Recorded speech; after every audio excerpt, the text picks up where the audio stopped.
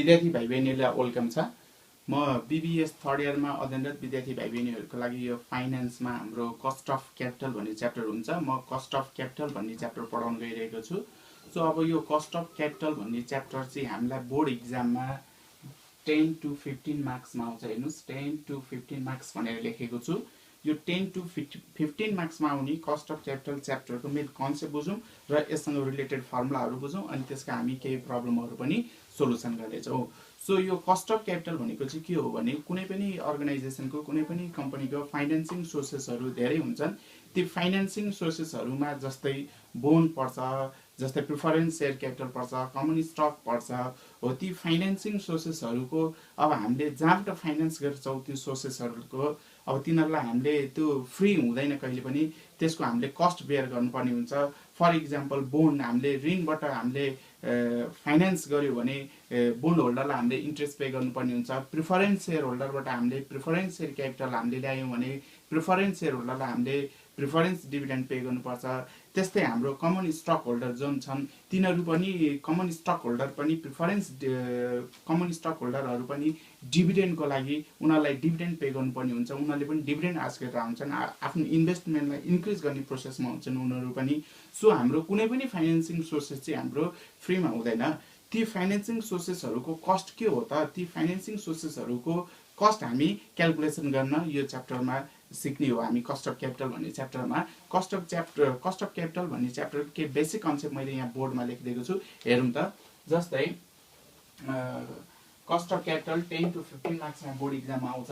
यहाँनिर के भनेर लेखेको छ? A firm may raise capital from different sources by issuing securities such as common stock. Common stock एउटा अब हाम्रो हेर्नुहोस्, कमन स्टक पछि अब हाम्रो प्रिफर्ड स्टक पनि हुनसक्छ, त्यसपछि हाम्रो बोन्ड पनि हुनसक्छ। हेर्नुहोस् अनि all the sources of capital are not free of cost. हेर्नुहोस् कुनै पनि यी क्यापिटलहरू हाम्रो फ्री अफ कस्ट हुँदैन। A firm must pay periodic interest rate to bond holders.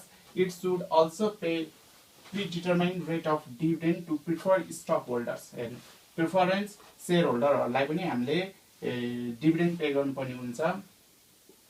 On the other hand the common stockholder also expect to receive dividend। हेर्नु common stock होल्डरहरू पनि dividend पाइन्छ कि भनेर बसेका हुन्छ। And or to increase investment value, उनीहरू investment भ्यालुलाई increase गर्ने प्रोसेसमा हुन्छन्। So these obligations like interest on bond and dividend on preferred and common stock are collectively known as cost of capital भनेर लेखेको छु। हेर्नुहोस् तपाईहरुलाई यो सजिलो हुन्छ बुझ्न भनेर मैले यहाँ रेडले लेखिरहेको छु मेन इम्पोर्टेन्ट कुरालाई। सो अर्को नेक्स्ट पोइन्टमा हेर्नुहोस् त, यहाँ the rate that must be earn on the firm's investment in order to satisfy all the investor required rate of return is known as cost of capital. So cost of क्यापिटलको हामीले concept के बुझ्यौँ भने financing सोर्सेसहरूमा कम्पनीले cost bare गर्नुपर्ने हुन्छ। ती cost जस्तै बोन्डमा के कति कस्ट बेयर गर्ने, प्रिफरेन्स सेयरमा के कति कस्ट बेयर गर्ने, कमन स्टकमा के कति कस्ट, जस्तै कमन स्टकहरूलाई हामी डिभिडेन्ड भान्छौँ त्यही नै कम्पनीको एज अ कस्टको रूपमा हुनेछ। सो यी सबैको हामी कस्ट क्यालकुलेसन गर्छौँ अनि ती कस्टलाई नै हामी एग्रिगेट गरेर जुन एभरेज कस्ट निकाल्छौँ त्यसलाई चाहिँ हामी weighted average cost of capital भन्छौँ। जस्तै प्रिफरेन्स सेयरबाट कुन रेसियोमा कति पर्सेन्ट हामीले फाइनान्स गऱ्यौँ अनि त्यसको कस्ट कति, त्यस्तै बोन्डबाट हामीले कति फाइनान्स गऱ्यौँ त्यसको कस्ट कति फाइन्ड आउट गर्छौँ, त्यसै कमन स्टकबाट हामीले कति फाइनान्स गऱ्यौँ र त्यसको कस्ट कति फाइन्ड आउट गर्छौँ। सो तिनीहरू फाइनेन्सिङ सोर्सेसहरूको आफआफ्नो वेट र हामी तिनीहरूको आफआफ्नो कस्ट चाहिँ मल्टिप्लाई गरेर जुन एग्रिगेट रेट निकाल्छौँ त्यसलाई चाहिँ weighted average cost of capital भन्छौँ। विद्यार्थी भाइ बहिनीहरूले क्वेसनमा WACC भनेर देखिरहेको हुन्छन्, विद्यार्थी भाइ बहिनीहरूले बुझ्दैनन्। Weighted average cost of capital WACC को फुल फर्म भनेको weighted average cost of capital हो। यो भनेको चाहिँ हामीले ती सम्पूर्ण फाइनेन्सिङहरूलाई एग्रिगेटमा ती सम्पूर्ण फाइनेन्सिङको कस्टलाई हामी एग्रिगेटमा फेरि एभरेजमा एउटा रेट फाइन्ड आउट गर्छौँ, त्यसलाई नै हामी weighted average cost of capital भन्छौँ। सो यो कन्सेप्ट बुझिसकेपछि अब हामी फर्मुलातिर जाउँ। अब म यो च्याप्टरको रिलेटेड फर्मुलाहरू विद्यार्थी भाइ बहिनीहरूलाई बुझाउँछु। यो मैले मेटी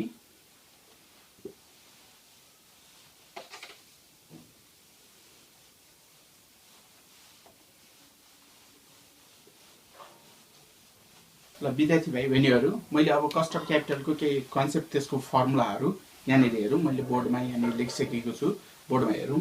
सो अब हामी कस्ट अफ क्यापिटलमा चाहिँ के हुन्छ भन्दाखेरि कस्ट अफ डेप्ट, हामीले डेप्टको कस्ट फाइन्ड आउट गर्नुपर्छ। कस्ट अफ डेप्टमा चाहिँ हाम्रो कस्ट अफ पर्पेचुअल डेप्ट र कस्ट अफ रिडिमेबल डेप्ट हुन्छ। एउटा यन नभएको डेप्ट बोन्ड हामीले, जस्तै यन कति समय पछाडि ऋण हामीले फिर्ता गर्ने कम्पनीले, त्यो यनै नभएको पनि त्यस्तो डेप्टलाई हामी पर्पेचुअल डेप्ट भन्छौँ। त्यसमा हामी कुपन मात्रै पेमेन्ट गरेर बस्छ कम्पनीले। सो लास्टमा कम्पनी क्लोज हुने बेलामा अथवा कम्पनी विघटन हुने बेलामा त्यसको त्यतिखेरै हिसाब हुन्छ, त्यतिखेरै बोन्डहरूले रिफन्ड पाउँछन्, त्यसलाई हामी पर्पेचुअल बोन्ड भन्छौँ। अर्को भनेको हाम्रो रिडिमेबल बोन्ड हुन्छ, एउटा निश्चित समय पछाडि फिर्ता पाउने पैसा, जुन त्यसको कस्ट र यसको कस्ट छुट्टा छुट्टै हामी क्यालकुलेसन गर्न सिक्छौँ।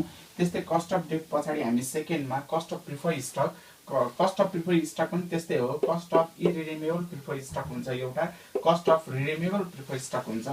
सेम बोन्डको जस्तै हो, एउटा यन भएको एउटा यन नभएको हुन्छ। सो त्यसपछि हामी cost of common stock, common stock नि कस्ट क्यालकुलेसन गर्न सिक्छौँ। कमन स्टकको कस्ट क्यालकुलेसन गर्न चाहिँ हेर्नु, कस्ट अफ इन्टरनल इक्विटी भन्ने हुन्छ, अर्को कस्ट अफ एक्सटर्नल इक्विटी भन्ने हुन्छ। कम्पनीसँगै भएको रिटेन अर्निङलाई एज अ फाइनेन्सिङको रूपमा लिएर जानेलाई हामी र बाहिरबाट कमन स्टक ल्याउने, जस्तै भित्रकै पैसा युज गरियो भने त्यसलाई कस्ट अफ इन्टरनल इक्विटी भनिन्छ। जस्तै बाहिरबाट हामी फाइनेन्सिङ गरेर पैसा ल्यायौँ भने त्यसलाई हामी एक्सटर्नल इक्विटी भन्छौँ। सो कमन स्टकमा चाहिँ इन्टरनल भएको रिटर्न अर्निङलाई युज गर्ने कि नगर्ने अथवा फाइनेन्सिङ बाहिरबाट पैसा ल्याउने भन्ने कुरा हुन्छ। इन्टरनल र एक्सटर्नलको हामी पढ्छौँ। सो यो तीनवटाको कस्ट हामीले फाइन्ड आउट गरिसकेपछि कस्ट अफ डेप्ट, cost of preferred stock, cost of common stock, यो फाइन्ड आउट गरिसकेपछि यो तीनवटा जुन हामी एग्रिगेट रेट निकाल्छौँ त्यसलाई हामी weighted average cost of capital भन्छौँ। Weighted average cost of capital पनि हामी निकाल्न सिक्छौँ। अब हामी जाउँ हामी कस्ट अफ डेप्ट, कस्ट अफ डेप्टको कन्सेप्टभित्र हामी जाउँ। कस्ट अफ डेप्टको कन्सेप्टभित्रमा हेर्नुहोस्, मैले कस्ट अफ पर्पेचुअल डेप्ट, कस्ट अफ पर्पेचुअल डेप्टमा केडी अहिले म सबैको फुल फर्म लेखिदिन्छु। यो केडी भनेको कस्ट अफ डेप्ट बिफोर ट्याक्स हो। यो आई डिभाइडेड बाई एनपी गरिन्छ। कस्ट अफ रिडिमेबल डेप्ट, रिडिमेबल डेप्टको अब रिडिमेबल डेप्टको केडी कस्ट अफ डेप्ट बिफोर ट्याक्स निकाल्दाखेरि I plus M minus NP divide N whole divide M plus 2 divide 3 गर्छौँ हामी। अब यसको फुल फर्म के हो, अब यो एनपी भनेको के हो, आई भनेको के हो, यो म यतापट्टि मेटेर डिटेलमा लेखिदिन्छु, यतापट्टि म मेटेर डिटेलमा लेखिदिन्छु। हेरौँ है त। अब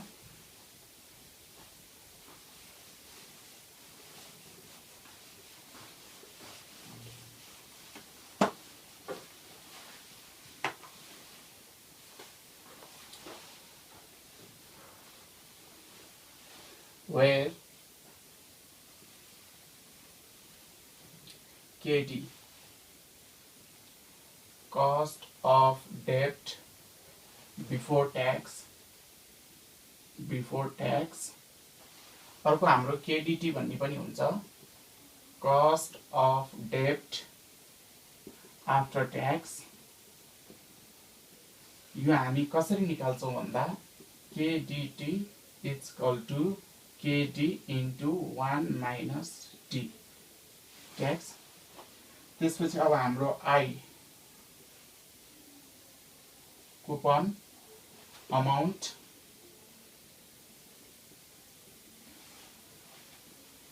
कुपन अमाउन्ट अथवा interest in RS, interest amount in RS, interest amount in RS, यो बुझ्नु पर्यो। त्यसपछि हाम्रो एनपी छ नेट प्रोसिड। हामीले बोन्ड बेच्दाखेरि नेट कतिमा ट्रान्ज्याक्सन हामीले गरिरहेको छौँ बोन्डको भ्यालु, त्यसलाई हामी नेट प्रोसिड भन्छौँ। एनपी हामी कसरी निकाल्छौँ भन्दाखेरि एनपी हामी selling price minus flotation cost. हामी बोन्ड बेच्ने, जस्तै हामीले बोन्ड कतिमा बेच्ने, हामीले बोन्ड मानव एकछिनको लागि 1100 मा बोन्ड बेच्दैछौँ भने बोन्ड बेच्दाखेरि हामीलाई 100 रुपैयाँ फ्लोटेसन कस्ट छ वा 50 रुपैयाँ फ्लोटेसन कस्ट छ, बोन्ड बेच्दाको खर्च छ भने 1100 माइनस 50 रुपैयाँ गर्नुहोस्, त्यो भनेको 1050 भन्नुको मतलब 1050 भनेको हाम्रो नेट प्रोफिट भयो। सो अब यहाँनिर बुझ्नुपर्ने अर्को इम्पोर्टेन्ट कुरा पनि छ, सेलिङ प्राइस। सेलिङ प्राइस भनेको हाम्रो पार भ्यालु प्लस प्रिमियम अथवा डिस्काउन्ट छ भने हामी डिस्काउन्टलाई के गर्छौँ, माइनस गर्छौँ, माइनस डिस्काउन्ट, माइनस डिस्काउन्ट। ल हाम्रो क्वेसनमा डिस्काउन्ट छ भने हामी डिस्काउन्टलाई माइनस गर्छौँ। कि प्रिमियमको केस हुनेछ कि डिस्काउन्टको केस हुनेछ यो बुझ्नु पर्यो। एउटै क्वेसनमा प्रिमियम पनि आउने डिस्काउन्ट पनि आउने भन्ने कुरा हुँदैन। सो अब यो कन्सेप्टलाई हामी बुझ्दाखेरि हामीले KD cost of debt before tax निकाल्ने हो। फर्स्टमा हामीले फाइनल एन्सर भनेको चाहिँ केडिटी निकालेर छोड्नुपर्छ। ट्याक्स पछाडिको कस्ट अफ डेट हामी यहाँनिर एन्सरमा सो गर्छौँ। सो ट्याक्स पछाडिको कस्ट अफ डेट निकाल्नको लागि फर्स्टमा तपाईँले केडी फाइन्ड आउट गर्नुपर्छ, cost of debt before tax. यो cost of debt before tax भएपछि हामी KDT cost of debt after tax सजिलै निकाल्न सक्छौँ। So cost of debt before tax निकाल्नको लागि चाहिँ हाम्रो दुईवटा केस हुन्छ। यो डेप्टको तपाईँले क्याटेगोरी चिन्नुपर्ने हुन्छ। त्यो डेप्ट हाम्रो पर्पेचुअल डेप्ट हो कि त्यो डेप्ट हाम्रो रिडिमेबल डेप्ट हो, त्यो डेप्ट हाम्रो इरिडिमेबल डेप्ट हो कि फिर्ता नगर्ने डेप्ट हो कि यन नभएको डेप्ट हो कि गिभन क्वेसनको डाटा अर्को रिडिमेबल डेप्ट हो, हामीले फिर्ता गर्नुपर्ने यन छ क्वेसनमा, त्यो हेर्नुपर्ने हुन्छ। कस्ट अफ डेप्ट भन्दैमा जुन मन लाग्यो त्यही फर्मुला यो हालेर हुँदैन, यो बुझ्नु पर्यो। जुन क्वेसनमा यन छैन डेप्टमा, डेप्टको डाटा क्वेसनमा दियो यन छैन भने हामीले माथिको फर्मुला एप्लाई गर्नु पर्यो। जुन क्वेसनमा यन छ रिडिमेबल टाइम छ, हामीले कति वर्ष पछाडि फिर्ता गर्ने म्याचुरिटी छ, म्याचुरिटी टाइम छ, त्यसमा चाहिँ हामी के गर्छौँ भन्दाखेरि यो रिडिमेबल डेप्टको फर्मुला हाल्छौँ कस्ट अफ डेप्ट। यहाँनिर अब यन र यमको छुट्यो। यम भनेको लेख्नुहोस् म्याचुरिटी भ्यालु आफ्टर म्याचुरिटी, हामी डेप्ट बराबर कति पार भ्यालु हामी पाउँछौँ म्याचुरिटी भ्यालु। यन भनेको म्याचुरिटी पिरियड।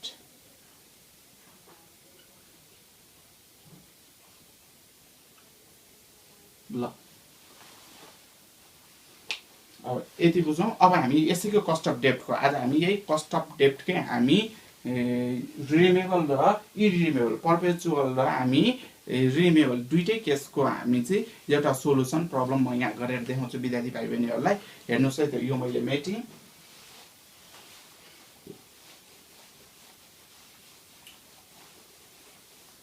विद्यार्थी भाइ बहिनीहरूलाई मैले यो हाम्रो अस्मिता पब्लिकेसनको यही कस्ट अफ क्यापिटल च्याप्टरको problem number 1 page number 315 chapter जुन हाम्रो 7 छ त्यसको प्रब्लम नम्बर 1 मैले गर्न गइरहेको छु व्हाइट बोर्डमा। हेर्नुहोस् त, प्रब्लम नम्बर 1 बुकहरू हजुरहरूसँग छ भने खोलेर बुकहरू हेर्न सक्नुहुन्छ, त्यहाँनिर पल्टाएर पेज नम्बर 315।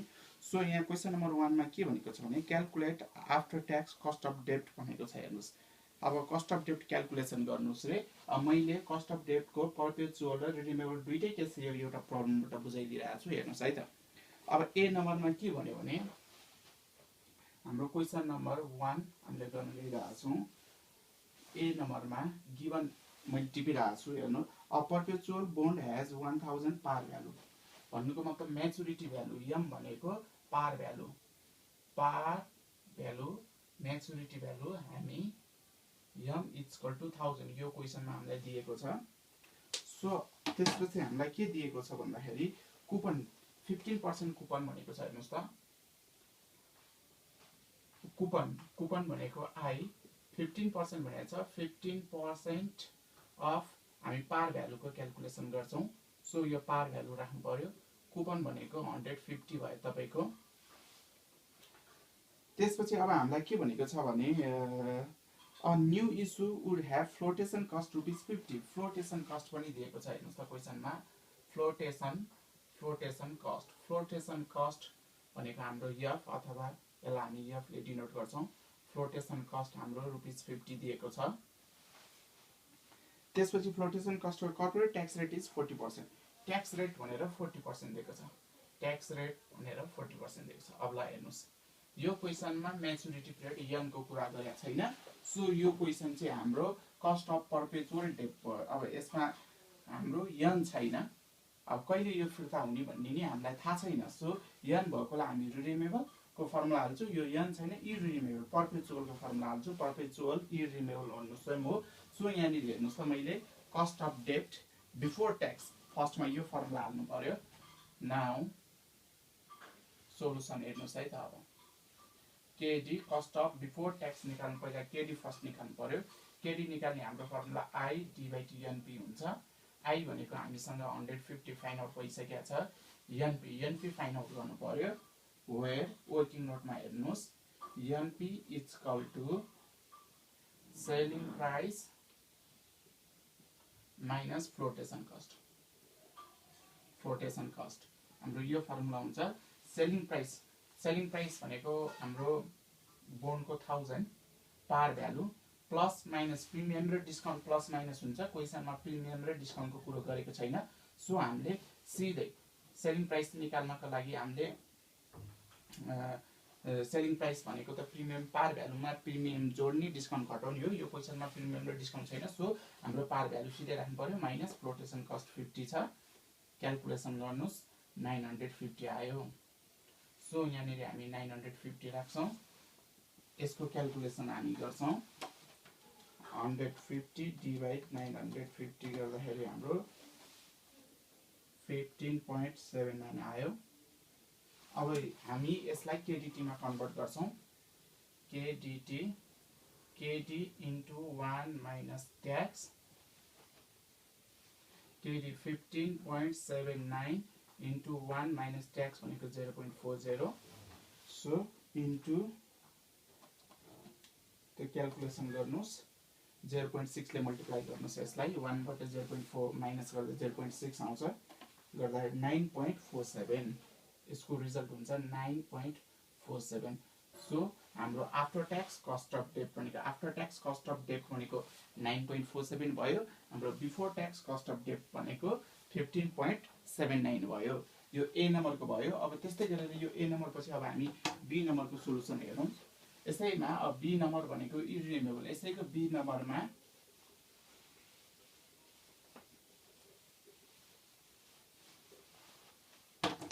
बी नम्बरको क्वेसन हेर्नु।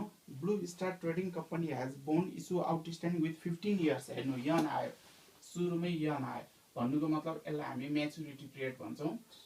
म्याचुरिटी पिरियड लेख्नुहोस्, यसलाई हामी यन इज इक्वल टु 15 इयर्स। यन सिधै सुरुमै दियो। अब त्यसपछि द बोन्ड पे 13% इन्ट्रेस्ट भनेको छ।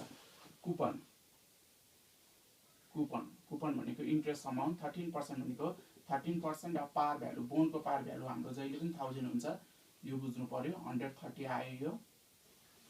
अब हाम्रो